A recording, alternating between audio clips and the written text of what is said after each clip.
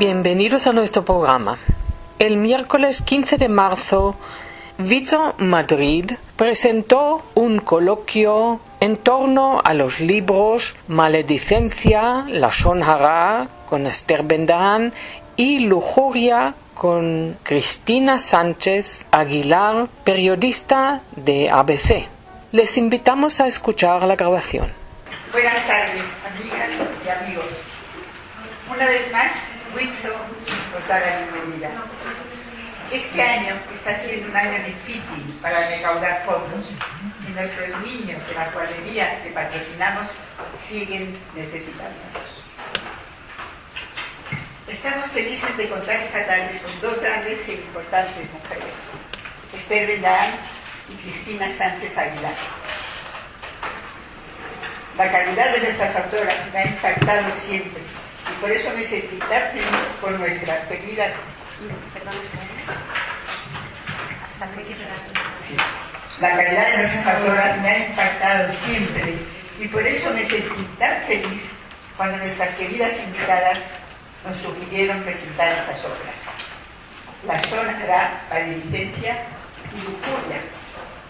Dicho esto, personalmente, siempre me ha impresionado la facilidad de juzgar equivocadamente a las personas, habiendo en el mundo tantas cosas positivas por hacer. Recientemente, consultando el libro de ética, Shulchan Aruch, leí este proverbio, y cito, capítulo 18, 21. La muerte y la vida dependen de la lengua. De la lengua. Repito, sí. La muerte y la vida dependen de la lengua. Escuchen bien. Y cito el Salmo 34. Os tengo que decir que soy adicta a los salmos. Son mis amigos queridos. El hombre que desea vida, que quiere muchos días en este mundo, para ver la felicidad en el mundo venidero, preserva la lengua del mal y sus labios del engaño. A continuación, cedo la palabra a don Israel Doncel, responsable de la comunicación del Centro Sefarad, que nos presentará a las dos escritoras.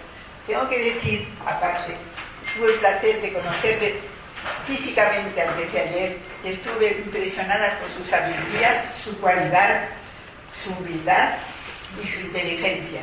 Enhorabuena.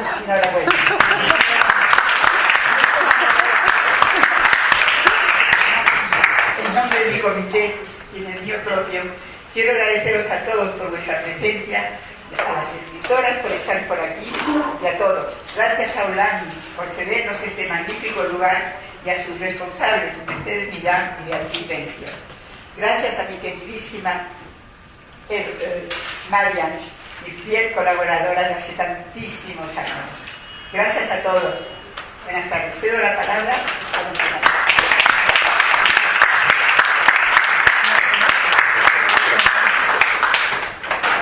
Bueno, muy buenas tardes y bienvenidos a esta conversación que vamos a mantener hoy con dos escritoras. En primer lugar, permítanme que les felicite a todos ustedes. No sé si hace falta el micrófono o no. ¿No? Perdón, gracias, micrófono a vosotros. Tampoco, si no hace falta, tampoco. Bueno, en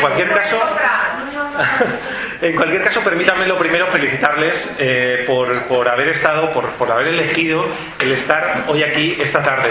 Felicitarles porque con su presencia hoy aquí están contribuyendo a poner en valor y a reforzar la labor de WIZO. WIZO es una organización que realiza un trabajo encomiable en la construcción de un tejido social que hace de Israel un país mejor. Así que les felicito por haber elegido hoy estar aquí apoyando a WIZO y les felicito también a la organización por la importante labor que realizan en Israel. No solo por construir Israel, sino también porque el trabajo que realizan resulta sumamente inspirador para todas las personas que hemos podido conocerlo. Así que felicidades y enhorabuena por el trabajo de WIZO. También me gustaría presentar a las dos mujeres que, como bien dice Astrid, nos van a acompañar hoy aquí esta tarde. En primer lugar, Cristina Sánchez Aguilar, que es la autora de Lujuria, uno de estos volúmenes de esta serie sobre los pecados capitales. Cristina no solo es la directora de Alfa y Omega, sino que es la primera mujer en ser directora del suplemento Alfa y Omega. Un suplemento que les recomiendo su lectura independientemente de sus creencias, de sus convicciones, porque es un suplemento que, siendo un suplemento católico, es plural, abierto y realmente recoge muchísimas voces, y es sumamente interesante el trabajo periodístico que se está realizando desde las páginas de Alfa y Omega. Además, Cristina es colaboradora habitual de la cadena COPE y de 13 Televisión, así que es un gusto saber que vamos a poder contar con la visión de Cristina sobre la lujuria, sobre la que ahora comentaremos más. Y a mi derecha tengo, pues hombre, yo creo que a la persona con la que más convivo después de mi madre, yo creo, o sea, Esther Bendán, que es la directora de Cultura del Centro Sefarat Israel, escritora prolífica. Siempre lo digo, pero es verdad que muchas veces se habla de dónde está la cultura sefardí como algo del pasado, y yo siempre pongo a Esther Bendán como ejemplo de que la cultura sefardí sigue más viva que nunca, ¿no? Y lo vemos en cantidad de obras, no solo en Maledicencia, sino en Déjalo ya volveremos, que recientemente ha reeditado la editorial Nadrela, y cuya lectura recomiendo más. Además, tuve el placer de compartir páginas con ella en una edición sobre otra gran mujer que bien podría haber pertenecido a Wilson, que es Emma Lazarus, periodista y mujer de bandera dentro del mundo judío. Así que sin más, vamos a empezar con esta conversación sobre los pecados capitales. Yo tengo algunas preguntas sobre sus volúmenes para ambas autoras, y me gustaría empezar con Cristina, que nos habla en este volumen de la lujuria.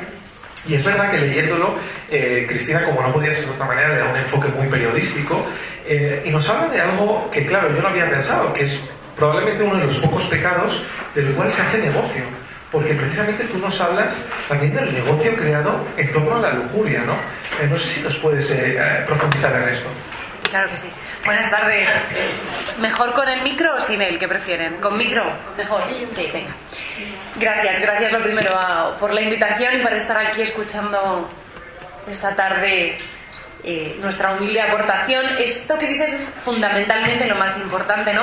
En esta serie de pecados capitales, fijaos, al final el punto que tenemos en común es contarle al lector que nuestros actos tienen consecuencias, ¿no?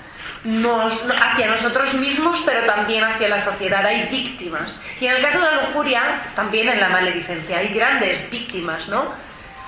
Hay grandes víctimas de nuestros comportamientos lujuriosos, y además es uno de los pecados que menos creemos que es un pecado, porque la gran libertad alcanzada después de la Revolución de Mayo del 68, después de la ruptura con la tradición y de la llegada de la revolución sexual, fue alcanzar la libertad del sexo, ¿no? Y entonces hemos pensado que la verdadera libertad del ser humano está en hacer lo que se quiera en la cama, y lo hemos reconocido como algo libre, ¿no? Y no es que lo reconozcamos como un pecado, sino como la máxima expresión de una liberación. Y en esa liberación, que creemos que es una liberación, pero ya veremos que esclaviza más que nada al ser humano, le ha venido muy bien a mucha gente, porque, como decía Israel, es uno de los negocios que más dinero da, después de las armas y después de las drogas. Y lo curioso es que las personas son reutilizables. La droga es de un único consumo. Las armas se caducan, pero las personas se reutilizan. Y a partir de ahí podríamos hablar de un gran entramado. Vamos a ser escuetos para no cansar, pero bueno, luego podemos ahondar en alguna de las cosas. Pero a partir de ahí viene todo lo que es la mafia, que va mucho más allá de la prostitución, que es a lo mejor lo primero que tenemos en la cabeza. La prostitución desde el punto de vista de la trata. El porcentaje no lo recuerdo bien, pero hay un alto porcentaje más de un 80% de mujeres que se prostituyen que son víctimas de trata. No es una prostitución libre, es decir, son mujeres coaccionadas bajo pena de que maten a tus hijos o a tu madre en el país del que te han traído, y entonces tú llegas y tienes que pagar constantemente una deuda a unos mafiosos del dinero que tú ganas por prostituirte. Tienes que pagar a esos señores, y a un entramado muchísimo mayor, que lo contamos aquí en el libro, que no solo es el mafioso, es que hay una red tremenda de personas que se lucran de una mujer a la que se la esclaviza de manera sexual. Desde el taxista hasta el médico, desde el taxista que lleva a los prostituyentes a los clubs hasta el médico que las hace las revisiones. Todo eso es un entramado de dinero. Y todo el mundo saca rédito de esas pobres mujeres que, ojo, muchas se suicidan. Esto no es ninguna broma. Nosotros, Mabel Lozano, que es una buena amiga mía, ha hecho un libro fantástico que se llama El Proxeneta, que es una conversación con un ex proxeneta dueño de los 5 macroburdeles más grandes que hubo en España en los años 90, que se llama El Músico, libro por el que él se ha jugado la vida, en el que cuenta punto por punto y coma por coma todo el entramado que hay detrás de los clubs de prostitución, clubs que, por cierto, si salimos de aquí, cogemos la carretera, veremos en luces de neón porque están abiertos, porque la prostitución es alegal en este país. Alegal, que no ilegal ni legal, es alegal, con lo que eso conlleva, ¿vale? Pero no solo hay víctimas de la lujuria en la prostitución, están en el porno. Muchas de las mujeres que son actrices porno son también víctimas de trata, al igual que las víctimas de la prostitución. Se pregunta a cualquier chaval, que por cierto ya saben que sobre todo desde la pandemia, cada vez acceden los chavales antes a la pornografía. Es una cosa social, es una cosa más. De hecho, ellos están aprendiendo las relaciones sexuales en la pornografía. De hecho, está comprobado que el aumento de las violaciones en manada procede de que quieren igualar lo que ven en la prostitución. Esas mujeres también son víctimas de trata. Solo un detalle. Una chica fue a un piso de Gran Vía, de nuestra Gran Vía de Madrid. Esto lo cuento aquí en el libro. A una entrevista para ser camarera. 6 meses después fue la primera vez que vio la luz. La metieron en el piso, la encerraron, la cambiaron de ropa, pusieron una cámara y empezaron a grabar. Y empezaron a entrar hombres de la calle que habían pagado un dineral por acceder a una violación grupal a esa chica y grabarlo, y entonces ser parte de una película que luego, de un vídeo que luego se pone en internet y lo ve un montón de gente. Más víctimas de trata, ya termino.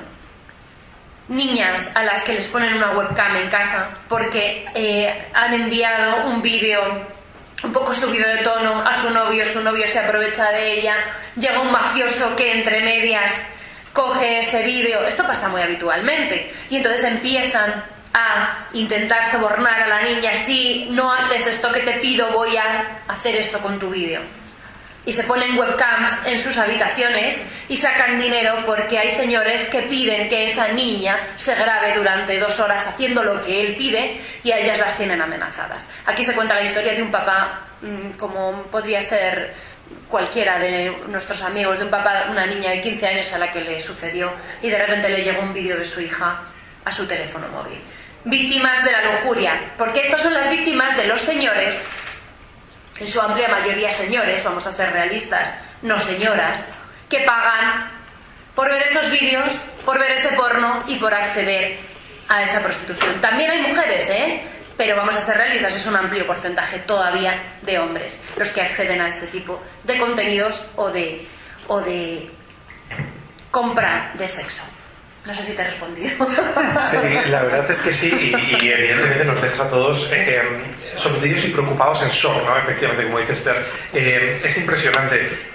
Es verdad que algo bueno que tienen las dos obras es que llevan a los extremos, a extremos que no nos paramos a pensar, ¿no? Cuando pensamos en estos pecados, el ejercicio de estos pecados, y también me ha pasado esto con el de Esther, ¿no? En maledicencia, es verdad que uno habla de maledicencia y pensamos en hablar mal del otro, estos cuchicheos, estos malos comentarios, pero Esther tiene la habilidad de reflexionar en su libro sobre qué pasa cuando esto va al extremo. ¿Qué pasa en casos como las brujas de Salem? ¿Qué pasa en casos como Vecinos de Gros? No sé si nos puedes ahondar un poco más en el extremo de la maledicencia. Bueno, primero dar las gracias a Astrid, que nos ha invitado a participar en este, y a todo el comité que nos invita a participar hoy en este encuentro de WIDOC, a quien pertenezco y admiro además. Y también por ahí a Beatriz y a Mercedes, que tienen este espacio lleno de jóvenes siempre, que me parece además que es algo de futuro muy, muy interesante. Además no había estado y me encanta el espacio. Es un espacio muy agradable. Gracias por traernos. Yo quería iniciar sobre cómo surge este proyecto. A mí me llama Rafael Narbona, que es un escritor, una persona con mucha fuerza y que trabaja mucho en los medios y en las redes, y es un escritor que le propusieron hacer un conjunto de libros de pecados capitales, en los que allí, tuve suerte de conocer a Cristina y a otros de los participantes. Claro, me pidieron escribir sobre los pecados capitales.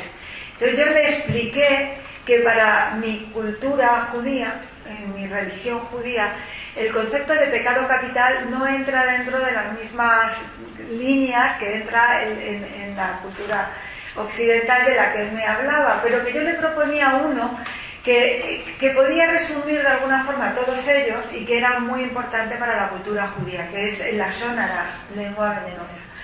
El lashon hara no encontraron una forma mejor de traducirlo que maledicencia. A mí me gustaba la sonara, pero yo era consciente de que no lo iban a entender. Y lengua venenosa tampoco era muy exacto. Entonces, veo que nos hubiera gustado mucho. Así que encontraron maledicencia como la forma mejor para expresar de lo que yo quería hablar. Y de lo que yo quería hablar era la importancia que da el judaísmo a la palabra, en todos los sentidos. Astrid ha señalado muy bien una frase que yo pongo al principio del libro también, que es: la muerte y la vida están en la lengua, y es del rey Salomón. Sí, es tan importante que hay un capítulo que relaciona la piel de la lepra con la maledicencia. No sé si recordáis un capítulo en el que Miriam dice algo de Moisés y es castigada con la lepra. Bueno, yo me pregunto por qué Miriam y no Aarón, porque ambos estaban juntos. Aarón pidió perdón enseguida, y Miriam era una fuente de agua, era una mujer que cuando ella se fue, el tiempo que estuvo fuera de la relación con Moisés, o sea, del campamento, se perdió el agua. Es decir, Miriam tiene mucha fuerza. Y el hecho de que fuera castigada con la piel me cuestionaba el por qué la piel. Y es que la piel es el tejido más exterior que tenemos, es el que nos muestra, nos protege, es donde nos llega la caricia y donde también se muestra la herida. La piel es lo exterior, pero también lo interior, y es la conexión. El hecho de que fuera la piel es también una metáfora extraordinaria, porque es también lo que nos muestra y lo que nos puede avergonzar a todos, porque si nuestra piel muestra esas heridas, nos está descubriendo, nos ve en el rostro. Ya Levinas habla de la importancia del rostro. Por eso, el hecho de que la maledicencia y la piel se relacionen es un símbolo de la importancia que tiene para el judaísmo el hecho del murmurar, del daño que se puede ocasionar. En este sentido estamos hablando desde el plano de la metáfora, pero es un plano que en el judaísmo es muy profundo. Hay varias palabras para hablar de lo que es el pecado, desde el errar el tiro, que tiene relación con la palabra griega, a avon, que es la palabra que habla de la transgresión, digamos que de la reformulación de la propia ley, que ese es el peor de los pecados. Pero en el camino a todo ello, ya incluso Maimónides habla de elementos que tienen que ver con la convivencia, porque cuando hablamos del pecado, Cristina ha ahondado en un tema muy profundo que tiene que ver con nuestra sociedad y con una perversión social. Pero no nos damos cuenta que todo comienza de uno en uno, y todo comienza incluso en nuestro pensamiento. Y ahí es donde hay que empezar a poner un límite, y donde hay que prestar, sobre todo, ser consciente y prestar atención. El tema de la lepra, incluso hasta en la literatura, Graham Greene lo ha tocado en una novela, pero bueno, no voy a hablar ahora de esa novela, pero quiero decir que ha trascendido incluso al elemento bíblico, ha ido muchísimo más allá, porque es esencial tenerlo en cuenta. Hablaba de Maimónides, y él, por ejemplo, en un caso, en Mishneh, habla de muchos elementos que son los que luego forman el texto básico para hablar del último del libro que recoge todo lo que tiene que ver con la lashon hara. Maimónides decía que, por ejemplo, hay una forma que es robar opinión. Y a mí siempre me ha llamado mucho la atención. ¿Y qué significa robar la opinión? Pues, por ejemplo, invitar a alguien a una cena sabiendo que ese alguien no puede ir a esa cena porque va a estar de viaje, por ejemplo. Eso, que es muy normal y que forma parte de un comportamiento habitual, porque esas son las convenciones sociales, Maimónides ya lo llama robar opinión. Es decir, hay que prestar tanta atención a lo que uno dice, que incluso, dice Maimónides, hablar bien puede suponer un problema, porque hablar bien puede ocasionar que el otro diga algo diciendo así, bueno, pero tú no sabes. Entonces, eso ocasiona un daño a 3 personas: del que no se habla, el que escucha y el que lo dice. Y estoy diciendo esto porque forma parte de nuestro cotidiano, de lo que nosotros hacemos todos los días. Todas estas enseñanzas que ya vienen en los salmos, en los proverbios, de las que habla Maimónides, están recogidas en este libro que es el Sefer Shofet Hayim. Y en este libro, que es un rabino, un estudioso que desde muy joven, como con 26 años, escribió este libro que enseguida se convirtió en un bestseller. Y es un rabino del siglo XIX, polaco, que al escribir esto ya su nombre, el propio nombre del libro le dio nombre a él, y todo el mundo ya le conoce así, Sefer Shofet Hayim. Y es un libro en el que ahonda y profundiza en cómo comportarnos con relación a la palabra. Dice el Talmud que ¿para qué venimos al mundo? Venimos para aprender a callar. Yo sé que eso es muy difícil, tenemos una larga vida por delante para aprenderlo, pero mientras tanto lo que nos proponen es por lo menos aprender a decir lo justo y nunca decir nada que pueda provocar a otros. Yo sé que tú querías hablar de los grandes problemas que puede tener la maledicencia. La mayoría de aquí somos de un pueblo que ha sufrido la maledicencia a través de los crímenes rituales de los que se nos acusa, de los distintos rumores. Y en el libro Vecinos, del que hablaba Israel, es un libro muy interesante en el que hay una población polaca que toda ella contribuye, toda ella, y polacos, antes de que vengan los alemanes, para demostrar lo buenos que ellos son, ayudan a meter a todos los judíos en una iglesia, en una sinagoga, y queman la sinagoga. Y había uno de ellos que iba por la calle y pidió al otro que por favor le ayudara, y dijo, no puedo ayudarte. Todo eso contribuye, el rumor contribuye, porque la falta de solidaridad que se mostró en ese momento forma parte también de ese rumor que convirtió al judío en alguien ajeno. Ya no era un vecino, ya era un otro, que no tiene nada que ver con ellos. Eso es uno de los problemas graves que pueda ocasionar los rumores. Yo no sé si te querías también que hablara más o seguimos un poco. Sí, tenemos más preguntas que vamos formulando. Yo creo que efectivamente nos las has explicado muy bien, ¿no? Porque vemos como ese círculo de la maledicencia al final lleva unos extremos que realmente pueden ser más horribles de lo que nos puede impactar el primer comentario, el primer momento.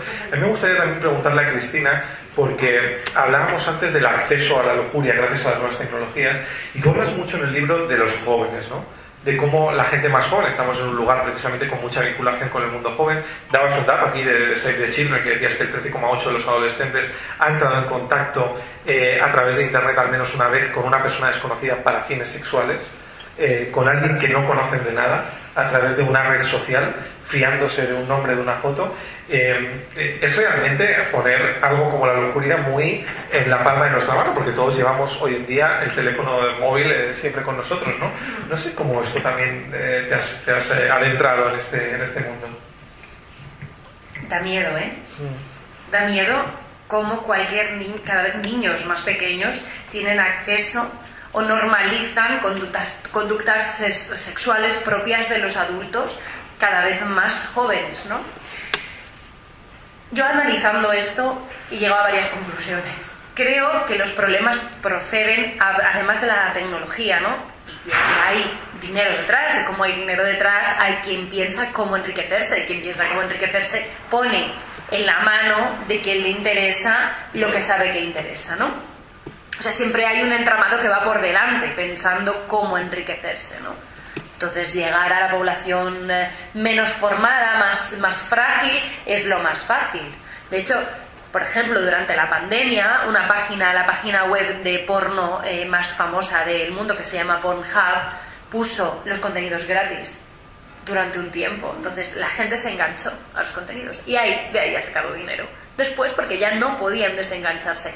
De hecho, hace poco la OMS, la Organización Mundial de la Salud, ha catalogado la adicción al sexo como una enfermedad, algo que no estaba antes catalogado como tal, ¿eh? O sea, es un problema. De hecho, aquí hablamos con Jorge, que trabaja en una organización que se llama Dale la Vuelta, que trabaja con adictos al sexo, que hay una especie de sexólicos anónimos, que se llama así, igual que alcohólicos anónimos. Hay sexólicos anónimos que trabajan la adicción al sexo y hay muchísimos más de los que creemos, muchísimos más. Bueno, pues aparte de que siempre van por delante de nosotros buscando dónde encontrar el dinero y se ponen a la población más frágil, que es la más fácilmente manipulable, pues venimos de una tradición en la que se ha normalizado también, ¿no? Bueno, una tradición no, de un pasado reciente en el que se ha normalizado. ¿Por qué se ha normalizado esta conducta? Yo he llegado a varias conclusiones. Una, porque tanto creo, luego si queréis tenemos un momento de debate y lo analizamos juntos, pero en principio el sexo ha sido tan tabú en las familias, tan tabú en los centros escolares, tan tabú en los centros religiosos, que no se ha hablado con naturalidad de ello, que al cercenar completamente una parte que pertenece a la biología de los seres humanos, les hemos llevado al otro extremo. Como es algo prohibido, solo puedo entrar por determinados días, ¿no? Porque hasta hace muy poco tiempo no se ha hablado con normalidad de entender el sexo como un don, como una donación, como el respeto al prójimo, como entenderlo de una manera totalmente, bueno, desde los valores y desde la moral, pues que todo ser humano no tiene dentro de su corazón. Lo que pasa es que como no lo hemos normalizado, repito, nos hemos ido por la tangente. Creo que eso es una de las razones. Ahora cada vez se habla más de sexo en las escuelas, pero es de un sexo muy concreto y muy marcado. O sea, no es la naturalidad de la relación sexual y de la donación, sino que se ha ido al otro extremo. Por lo tanto, ¿dónde aprenden los chavales esa sexualidad? En Internet. Han aprendido la sexualidad en Internet, lo que no le han contado sus padres, lo que no le han contado sus profesores, lo que no le han contado en los centros, o lo que no le han contado en las parroquias. Por ejemplo, en la iglesia, yo soy católica, la iglesia católica es un tabú total hablar de sexualidad, es como solo para los novios que se van a casar y para los matrimonios. Y pero tenemos que ser conscientes de la sociedad en la que vivimos, que además vivimos en una sociedad que es la sociedad de las emociones. Estamos gobernados por la emoción, hemos pasado de la sociedad de la tradición a la sociedad de la razón, ahora a la sociedad de la emoción. Entonces, la emotividad es lo que rige esa sexualidad. El sentirte querido hasta el punto de que entregues lo más profundo de tu ser, que es la sexualidad, y entonces, claro, como mi ser se rige por la emoción, busco esas vías. Como mi casa no me hablan de ello, como en el centro tampoco, me voy a Internet. ¿Y qué encuentro? Pues barbaridades. Hace poco hablamos en el periódico hablamos con una mujer en Francia, os pongo ese ejemplo, en Francia, que nos lleva a la delantera en muchas cosas, a los consumidores de sexo se los penaliza. Y una de las cosas por las que tienen que pasar es por un curso. ¿Los consumidores de prostitución? Sí, por un curso. Y en ese curso hay un psicólogo y una ex prostituta. Esa ex prostituta, hablamos con ella, ¿no? Y os contaba, cuando ella explica cómo lo que supone para ella, lo que ha supuesto para ella esa vida, se les echan a llorar muchos de los hombres. Bueno, lo que ella nos contaba es que cada vez los hombres le pedían cosas más fuertes, sexualmente hablando, porque lo veían en Internet. Eso ahora mismo no está pasando con los hombres adultos, está pasando con los niños. No hay más que ver las noticias, ¿no? De las violaciones grupales, etcétera, etcétera. Todo esto procede en resumen, para mí, de una falta de educación real y sana y en valores, en moral, de lo que es la sexualidad y del respeto al prójimo, no de la cosificación del otro como algo rápido para satisfacer mis necesidades, ¿no? Que al final van por ahí los tiros. Yo quiero esto, lo tengo. Yo necesito esto, lo tengo. Y lo tengo ya. Y cada vez necesito más. Y necesito experiencias más fuertes. Y necesito más y más y más. Y llegamos hasta donde llegamos, ¿no? Y luego la sociedad de la emoción, en la que estamos totalmente regidos por los sentimientos personales, ni siquiera ya del que tienes enfrente, ¿no? ¿Cómo se soluciona eso? Realmente, yo creo, con educación y con leyes. Y con leyes y educación. Es un muy buen mensaje. Nos decías, claro, Cristina, que efectivamente hay gente adicta a este tipo de consumo por internet. Y yo me preguntaba, pasando de un pecado a otro, si alguien se puede volver adicto a la maledicencia, Esther, a la zona. Bueno, yo creo que sí, que es también un negocio. Todos sabemos que hay revistas que se dedican precisamente a indagar en la vida privada. Hay programas de televisión que indagan en la vida, y además yo me quedo sorprendida que en estos programas es como si fueran científicos hablando de la vida de otro, porque enumeran, hablan y sacan el pasado. Un reciente caso de una pareja que ha roto se ha convertido en una especie de bestseller del cotilleo, porque está todo el mundo imaginando y sacando conjeturas, etcétera. Por supuesto que también de la maledicencia uno se puede hacer adicto, y el problema, claro, que aquí no hay grupos de trabajo para la maledicencia, no hay ¿cómo lo podríamos llamar? Alcohólicos Alcohólicos anónimos. No hay, porque precisamente es uno de los pecados más fáciles, en los que uno no es consciente de que está cayendo en él, de que se evapora porque no nos damos cuenta al decirlo, y como no estamos tan pendientes de lo que estamos hablando, es algo que entramos a formar parte de un grupo que no siente las consecuencias de lo que está diciendo.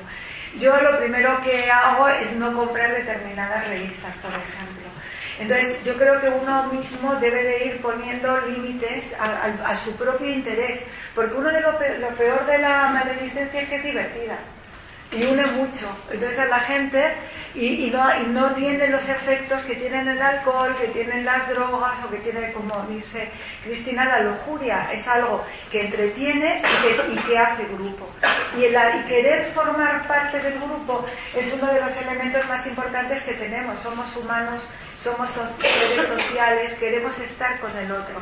Imaginar en un grupo, alguien empieza a hablar mal de alguien, que tú dices, no, yo me voy, no hables así. Entonces, pasas tú a ser de pronto la víctima del grupo. Entonces, como todo el mundo sabe cómo se comportan y cómo es este comportamiento, formamos parte de ese linchamiento colectivo que se produce en determinados grupos. Y eso tiene unas consecuencias terribles. De eso es lo que nos habla no solo el judaísmo, sino que forma parte también de una moralidad que va más allá, porque es fundamental. Por ejemplo, estabas hablando de las violaciones en grupo, pero también tenemos suicidios juveniles que están ocasionados, precisamente por el rumor que empieza a correr y que convierte a alguien en víctima. Mi compañero Israel, que como él dice, pues es una de las personas que estamos todo el día juntos, tiene la edad de mi hijo, pero... Por eso. Entonces me dijo que viera una serie que empecé a ver que se llama La Lección. Y en la serie es un profesor que es israelí, que está en una clase, que empieza a hablar y quiere salvar a una chica de un castigo que tiene en otra clase, y le dice, mira, para salvarte de este castigo, si quieres, prepara un tema y habla de ese tema en la clase.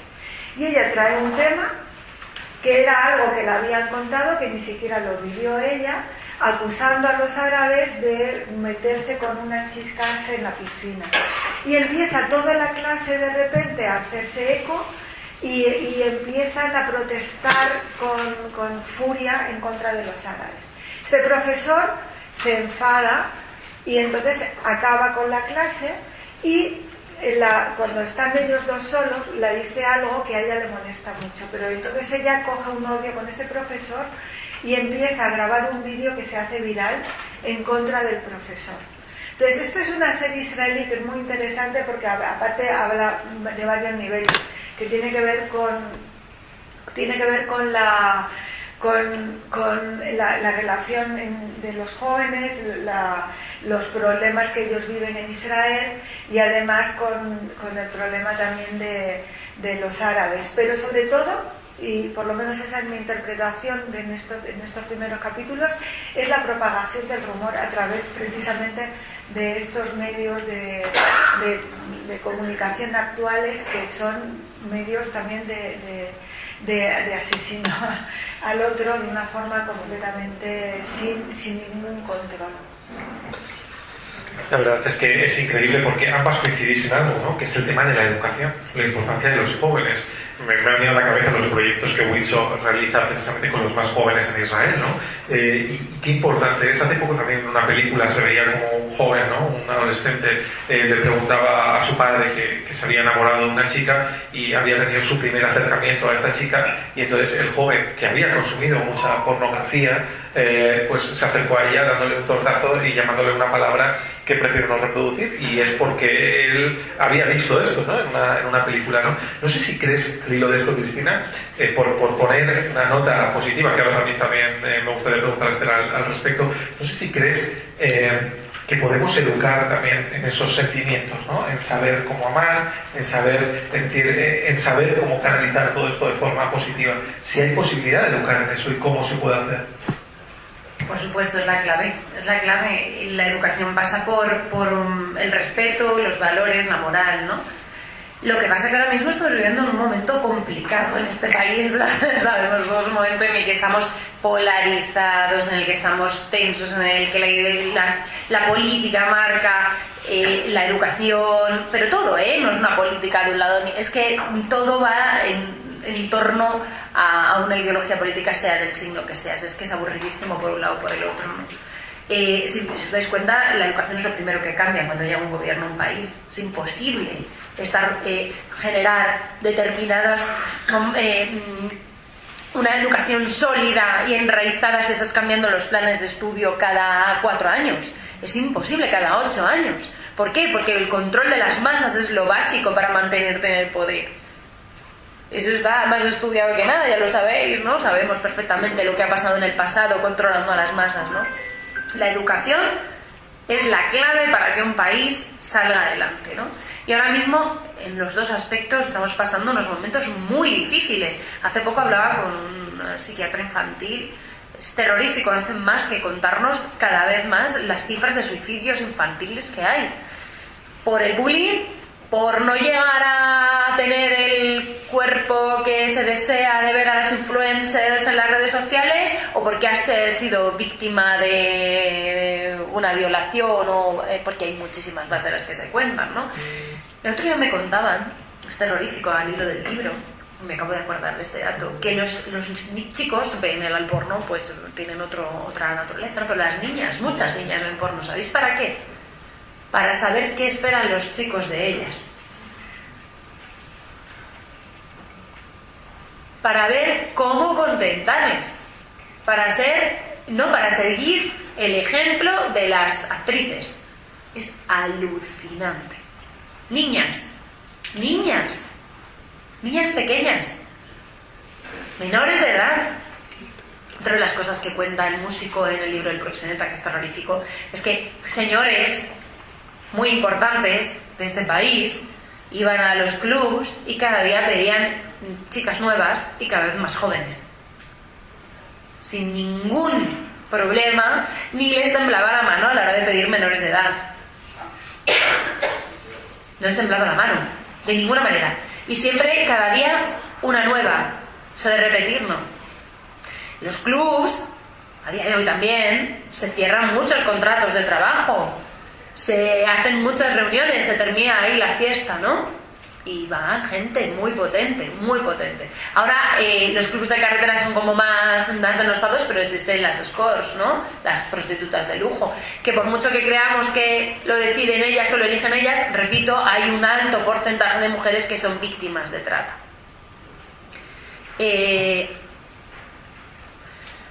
Se me ha ido el hilo. Que me rozaba. Que me he ido por la rama. Se puede educar, claro que se puede educar, pero necesitamos que haya un consenso básico de educación en valores y en respeto al prójimo. Pero la pregunta es, ¿eso interesa? ¿Quién decide que se educa? ¿Y en qué se educa? Estamos en manos de la legislación, de los coles, evidentemente en los coles concertados o privados, más o menos los padres pues eligen un poco por dónde quieren llevar a sus hijos, pero la amplia mayoría de nuestro país tiene que acceder a la educación pública, que para eso también nosotros pagamos nuestros impuestos, y la educación pública depende de quién esté en el poder, y se da muchísima educación en torno a un objetivo concreto. ¿Este es un objetivo concreto? No. ¿Por qué? Porque da dinero, y como os decía, las mafias no son solo el señor oscuro con una capucha que es un mafioso que está contando dinero, es que hasta el médico que va a hacer los análisis a la chica para ver si está sana, para que no le pegue nada al señor rico, está metido en ese entramado y se lleva su dinero. Entonces, claro, es una cuestión de dinero, entonces es muy difícil. La educación sí, pero tenemos que empezar a creer y a querer educar de una determinada manera. No a poner parches. No, vamos a poner parches. Vamos a trabajar con esta niña que tiene este problema. Vamos a trabajar con este niño que tiene este problema. Eso es un parche. Tienes que ir al origen. Y por supuesto las familias.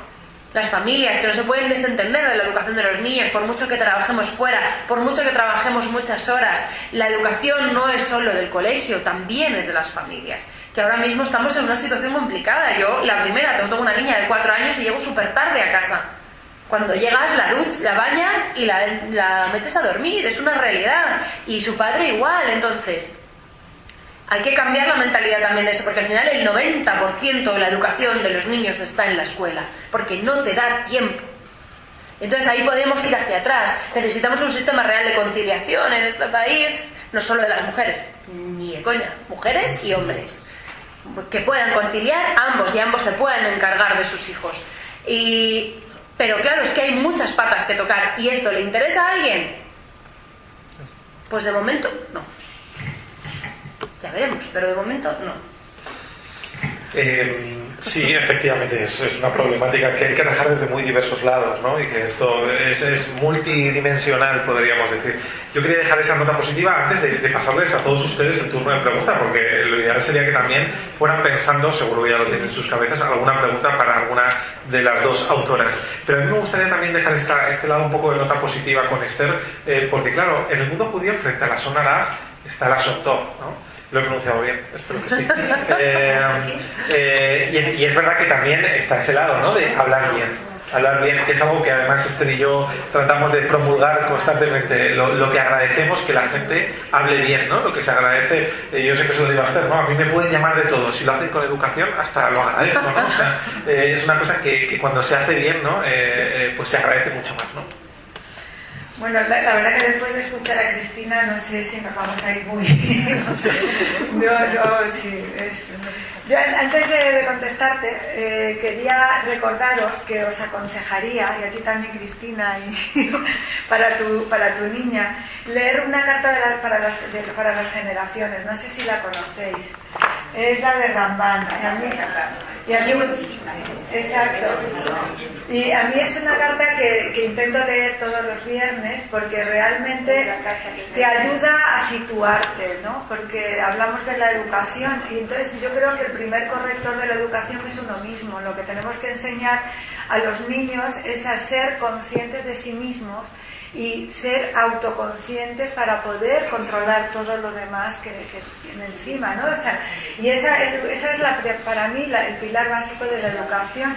Y esto es lo que hace Ramban a su hijo. Le dice: presta atención, hijo mío, a la disciplina de tu padre y no deseches los consejos de tu madre. Incluye ambos. Habitúate a hablarle amablemente a toda la gente en todo momento. Este proceder te protegerá de la ira. Amablemente a todo momento, como decía Israel, es que la amabilidad te obliga a un respeto hacia el otro, y el control de la ira es esencial, ¿no? En esta carta lo vemos, porque precisamente el control de la ira es el que va a controlar la lujuria, la maledicencia, todo lo que tiene que ver con nuestro comportamiento. Lo que decía Israel en la Shom Tov es que cuando estuvimos hablando hoy sobre la maledicencia, le comenté que al final del libro hablo de lo que dice el Rabino Sachs, que es otro que seguro que también tienes en negocio todos los días. A mí me gusta también mucho seguirle todos los viernes. Y el Rabino Sachs habla de la Shom Tov. Él dice que incluso, teniéndole en cuenta lo que dice Maimónides, que incluso hablar bien puede ser un problema, él dice, el Rabino Sachs, que a pesar de eso, cree en el poder también del bien y del hablar bien. Entonces, sí que me gustaría terminar con eso. O sea, si somos conscientes de que el hablar mal tiene también consecuencias, sembremos también en nuestros hijos y en los demás, pues esas palabras que puedan luego crear un ambiente muchísimo, muchísimo mejor. Pero como dice Cristina, no todo está en nuestras manos, nuestros hijos están siempre en el colegio, y por eso yo sí creo que esta educación tiene que estar sostenida, como decía Astrid, por leyes, porque si no va a ser imposible contenerlo, en todos los sentidos, porque Cristina, desgraciadamente los padres, esos padres son también los usuarios que por la noche serán quienes se van a estos lugares, ¿no? Entonces, es porque precisamente son gente que están dentro del mundo, de cualquiera de los mundos políticos. Recientemente han salido también unos temas políticos al respecto, pero que también son padres de familia y que entonces ahí es donde tenemos que ver un poco cuál ha sido nuestro fallo como sociedad, dónde está ese elemento, porque por más que eduquemos a los niños en el colegio, si ese contenido está estando en internet, va a ser muy difícil pararlo, y el internet precisamente no hay leyes que lo contengan, porque va por encima de las leyes. O sea, el internet es un elemento nuevo, no somos capaces de legislar al tiempo que se está generando nuevas entradas, nuevos procedimientos. Hoy en día ya te escribe hasta cartas. Hoy me he escrito una carta, por cierto, quise probarlo, y entonces yo creo que nos está superando todo este tema, y por eso para mí sí que lo principal que tenemos que transmitir es el control de la ira y el control del propio pensamiento y la palabra. Pues vamos a ver si alguien tiene alguna pregunta, alguna duda para las dos autoras. Astrid. Yo quería preguntarle a Cristina, que la agradezco profundamente, porque eres estupenda. Nos has iluminado, no puedes decir iluminado, que nos has descrito un mundo que existe, y francamente no estamos todos conscientes de ello. Gracias a Dios. Sí te quiero preguntar, ya que escribes todas las semanas en una parte especialmente religiosa de la BT, ¿cómo reaccionáis? Ustedes tienen la suerte de tener todos los domingos un cura que se dedica a las misas. ¿Hay reacción positiva en este momento para todas esas cosas que están pasando en Internet? Pregunta, no sé si soy muy indiscreta, pero creo que es muy importante, porque tienen todas las semanas un foro magnífico de jóvenes o de padres a quien hablar. Desde la Iglesia dices que si hay reacción a esto, bueno, se va hablando, sí, se va hablando. Como decía antes, todavía hay ciertos tabús, yo creo, ¿no? No estamos tan acostumbrados, y hay que acostumbrarse a hablar sin tapujos de muchas cosas, pero bueno, yo creo que poco a poco vamos entendiendo que estamos en una situación complicada, y que la Iglesia, desde su labor, que tiene mucha, tiene mucho que decir a esos padres y a esos niños, de colaborar. Yo siempre que me preguntan digo lo mismo, hablad en las catequesis también de esto, en las parroquias, hablad en las homilías, pero todavía cuesta, están todavía un poco cerrados a la parte más religiosa.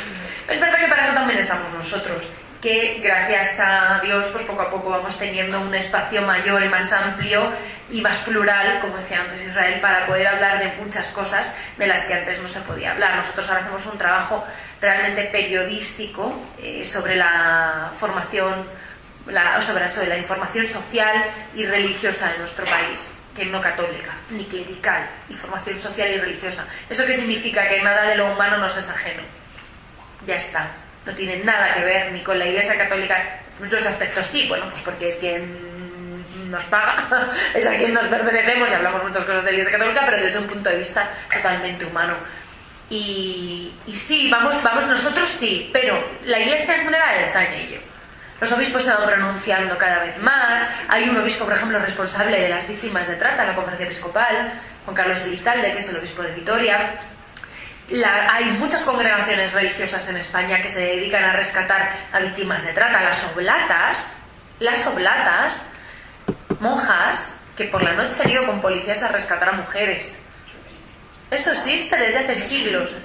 Porque hay muchísimas... Mira, ahora por ejemplo se van a estrenar 2 películas dentro de poco sobre 2 madres fundadoras de congregaciones religiosas católicas que empezaron esas congregaciones para rescatar a mujeres víctimas de la prostitución. Una se llama La Sirvienta y otra es de Antonio Cuadri y va a ir sobre las oblatas. Esas congregaciones nacieron para eso y siglos después lo siguen haciendo. ¿No? Entonces, sí, otra cosa es que eso se extrapole al gran público. Estamos en ello. Yo creo que es importante que con esto y con PPC, que ha sido muy valiente también, ¿no?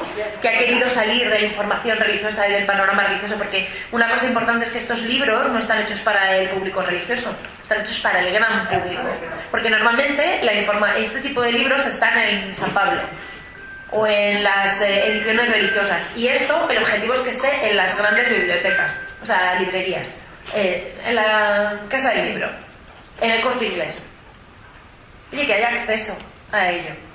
Entonces, que se den esos pasos es importante, que salgamos de nuestro recinto de comodidad es importante, porque los de siempre ya se lo saben, hay que ir un poco más allá. Estamos en ello. Sí, nada. Bueno, tenemos una pregunta más. Yo quería, agradeceros por supuesto mucho, y decir que me ha parecido curioso que los 2 pecados, si bien en la zona RAM no existen, ¿no?, los pecados capitales cristianos, me gusta que hayas traducido por maledicencia y no calumnia, ¿no?, que también es malo decir la verdad, pero hablar de una persona que ha cometido. Curiosamente, que la Iglesia, sobre todo la Iglesia, ¿no?, que los pecados capitales, sobre todo uno que no se podía era de cintura para abajo, y en cambio yo creo que los pecados están de cintura para arriba, que están en la mente, que estos 2 precisamente son los que las redes sociales han amplificado, porque antes te podían hacer un bullying, pero era un bullying local. Ahora un bullying que te hace es en todo el colegio, casi en toda la ciudad, el que te quiten de una red social. Entonces, la maledicencia en ese aspecto es muy mala. Y el otro punto que quería decir, y por supuesto la educación es la base de todo, pero yo que he sido profesora muchos años, ha sido gracias a la implicación de los padres y a su ejemplaridad, que luego nosotros recogíamos a lo mejor en el colegio. Un colegio está para enseñar. Es muy difícil que un colegio eduque. Que tiene una parte, tú si lo puedes elegir en función de tu energía, maravilloso, pero no siempre es así. Entonces, lo que hay que luchar es por eso, por la conciliación y por decir que los pecados, si están en la biología o están en esa necesidad de pertenencia, pero es sobre todo una cuestión mental, y las leyes vienen siempre a posteriori. Es mucho más importante educar y dar ejemplo a gente. Es muy difícil, lo entiendo, y con la conciencia. Me vais a permitir que diga que si las redes sociales han amplificado uno, es el de Xavier, que es la vanidad. Que la verdad, este sí que viene mega amplificado por las redes sociales. Este sí que, la verdad que también está muy bien, de Xavier Quinza. Bueno, pues muchísimas gracias por la aportación.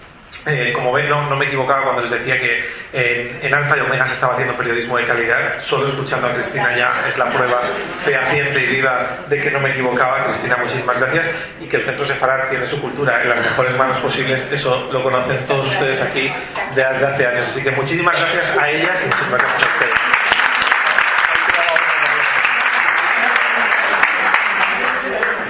Gracias a todos. Quería preguntar a la señorita Cristina si está de acuerdo con el artículo que han escrito sobre los niños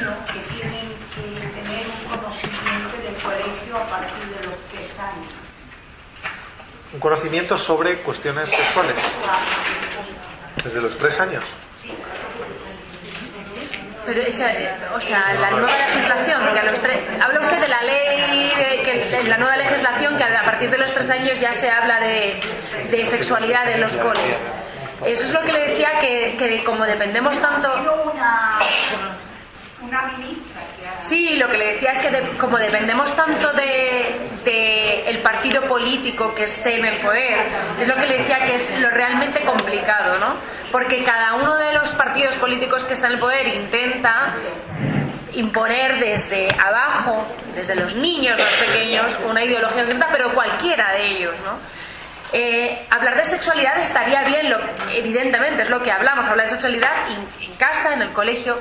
Lo que pasa es que no puede ser una sexualidad impregnada de ideología. La ideología siempre nos va a llevar hacia atrás. Es bárbaro, es muy bárbaro. Bueno, buenas tardes. Para poner el broche de oro a esta interesante presentación de los 2 libros, La Sonara y Lujuria, Esther Bendahán, Cristina Sánchez, Israel Donfel, agradeceros en nombre de nuestra presidenta Astrid Mizrahi y de todo el comité de Huitzok vuestras exposiciones y el habernos ayudado a profundizar en estos 2 temas que tanto preocupan a la sociedad actual. Son temas candentes y hay que enfrentarse a ellos y que nos sirvan para mejorar día a día como personas. Quiero agradeceros de corazón a todos los asistentes a este evento.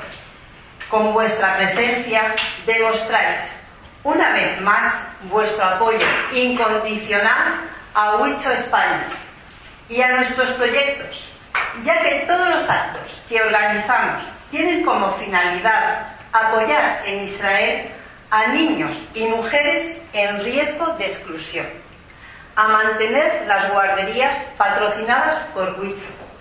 En resumen, ayudar a mejorar las condiciones de vida de personas que realmente lo necesitan. Y por eso, el sentirnos acompañados por todos ustedes en este acto nos da fuerza para seguir luchando por nuestras metas. Gracias por vuestra atención y esperamos veros numerosos en los próximos eventos de Huitzok. Bravo. Gracias.